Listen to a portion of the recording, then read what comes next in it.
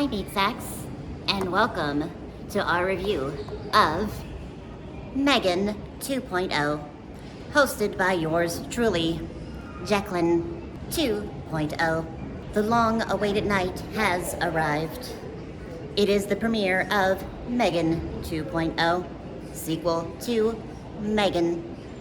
I have been looking forward to this film for a very long time, since it was first announced shortly after the success of the first film. Going into this movie, I know that it is no longer a horror genre. They are leaning very hard into the action and the comedy. However, I am fully on board for that shit. Anyone who has seen the trailers already knows the plot. Our girl, M3GAN, is back. Bigger, stronger, and taller than before. However, she is just as sassy. She has been rebuilt in order to combat a lesser android going by AMELIA. Now it is time to go inside and watch the film M3GAN 2.0. Hold on to your vaginas.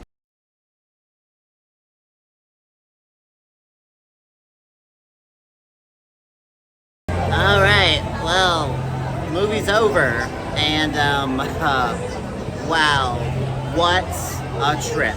Yeah, that was a trip. That's the best way I can describe it. A fucking trip.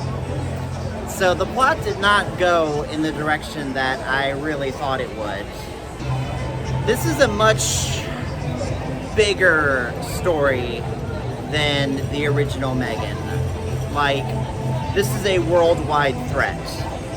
I'll also mention that it's a lot darker and honestly more serious than I expected. Because, you know, the trailers kind of make it seem like they're leaning completely into the comedy. But honestly, that only made up like a very small part of the movie. And I also got to give AMELIA more credit than what I initially was doing. Based on the trailers, I was just kind of just saying, like, you know, bitch wishes she was M3GAN. But truth is, AMELIA actually is pretty threatening. Yeah, there was a couple points in the movie where she was genuinely scary. And honestly, only Elizabeth Olsen could give us that. Elizabeth Olsen is good at those scary female villains. It's her thing. It's her thing. Also, what I found interesting is that M3GAN has more forms in this movie than what the trailers kind of initially show. Like, you know, you see her in the little, as she puts it, little plastic Teletubby. And then of course you have her in her iconic outfit, the one that's, you know, plastered everywhere, and then you have her cyber outfit that she, you know, we know from the trailer she steals from someone else, but she's got more forms than that. Yeah, I gotta commend where they placed the F-bomb, because PG-13 movies are allowed one F-bomb. They're allowed one F-bomb, and this movie used it very wisely. They used it at the perfect time. I always love and appreciate a well-placed F-bomb. Prior to this point, it's been spoiler-free, but to really, really share my opinions about this movie, I'm gonna have to go into spoiler territory. So stop the video here if you don't want none of them spoilers. The really sad robotic body that she made for herself, the one that's like wires and exposed metal and on shreds, it was kind of sad and depressing to see M3GAN in that state. But, you know, that's what she was left with after the events of the first movie, and it's honestly really sad. And you really get to, like, feel for M3GAN through that. And then, of course, you know, the other forms technically are M3GAN taking over, you know, the house electronics, but I like how she used that to her advantage, you know. I also love how this movie touches on the fact that AI can learn. And M3GAN is an AI, and in the first movie, she's introduced as a child. But she spent the past 2 years, like, growing and learning, and honestly, she is a very different person in M3GAN 2.0. I mean, still sassy as ever. Like, she's always going to have that sass. But seeing M3GAN turn from an iconic, you know, horror villain into this, going from heel to face, basically, it's really interesting to see, and it's really entertaining how they did it. So M3GAN is no longer a horror franchise. This was an action movie, and it's just interesting to see, you know, the different dynamics of like how differently M3GAN and AMELIA learned and evolved, because turns out AMELIA is substantially older than M3GAN. I also love how scenes where things got really deep, where, you know, M3GAN and Gemma were really like talking about their feelings and, you know, really making a deep connection, and that tension between the two of them was starting to dissipate.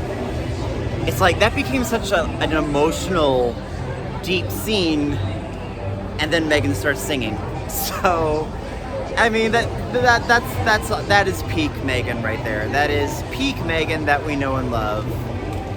I guess the message that I agree with is that AI can be helpful, but we have to use it in the right way. And of course, we can't rely on it. I will say, bigger is not necessarily better. Bigger budget, bigger story. Between the two of them, I think I might prefer the original M3GAN a little more. Like, they're both amazing movies, but just because of how different they are, it's hard to compare them because they're drastically different movies, you know?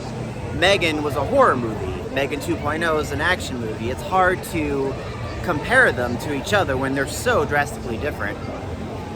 But I definitely loved it. Another complaint that I have is I wish M3GAN stayed in her iconic costume for longer.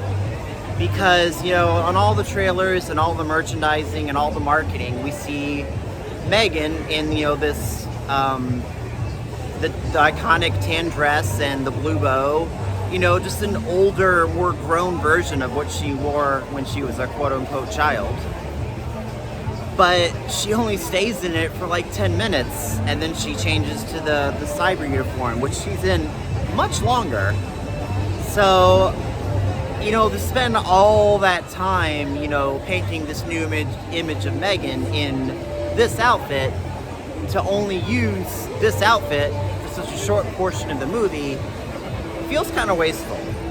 So they definitely should have had her in this for longer, I think. Let me fix my eyelash. All right. Well, I guess it's time to rate it. So, longtime subscribers will remember that I rated the original M3GAN movie a perfect 10 out of 10. So, you're probably asking, does M3GAN 2.0 achieve that as well? No, I can't give it a 10 out of 10, but I will give it a very high score. Bad Girls Bitch Blog gives M3GAN 2.0 by Blumhouse a 9 out of 10. So go see it, you know, in theaters. It's gonna have a fairly long theater run, I think, at least a couple months. So go see it in theaters. It's definitely worth it. Although I hope, you know, if you're still watching this video, you've already seen it, because I spoiled everything, so you were warned about that. I had to step away to do my outro because I'm at Universal City Walk and there are so many people here. I had to find a quieter corner because people could hear me. People could hear what I was saying. So that does it for this video. If you enjoyed it, make sure you hit that like button with your dick and subscribe if you haven't already. And until the next video, I love you guys, stay sexy, and keep on masturbating. Salute!